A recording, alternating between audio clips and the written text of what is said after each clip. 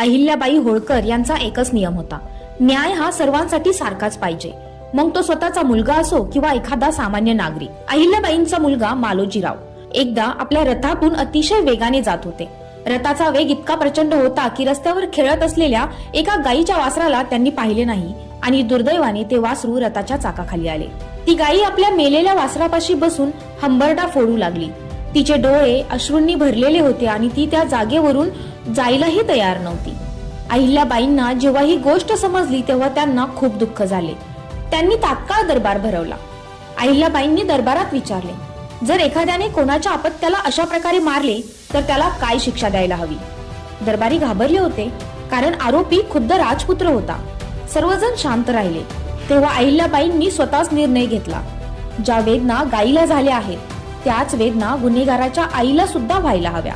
अहिल्याबाईंनी आदेश दिला की मालोजीरावांना त्याच ठिकाणी बांधले जावे आणि त्यांच्यावरून रथ चालवला जावा. त्यांनी स्वतः रथ चालवण्याचे ठरवले. हे ऐकून संपूर्ण राज्य हादरले. अहिल्याबाई जेव्हा रथ घेऊन निघाल्या तेव्हा ती गाय स्वतः रथाला आडवी आली. जणू ती गाय सांगत होती की मला न्याय मिळाला आहे, आता आणखी कोणाचा जीव घेऊ नका. त्या मुक्या प्राण्याने दिलेली ही क्षमा पाहून अहिल्याबाई थांबल्या. अहिल्याबाईंची न्यायप्रियता जर तुम्हाला आवडली असेल तर या चॅनलला सबस्क्राईब करायला विसरू नका. थँक्यू.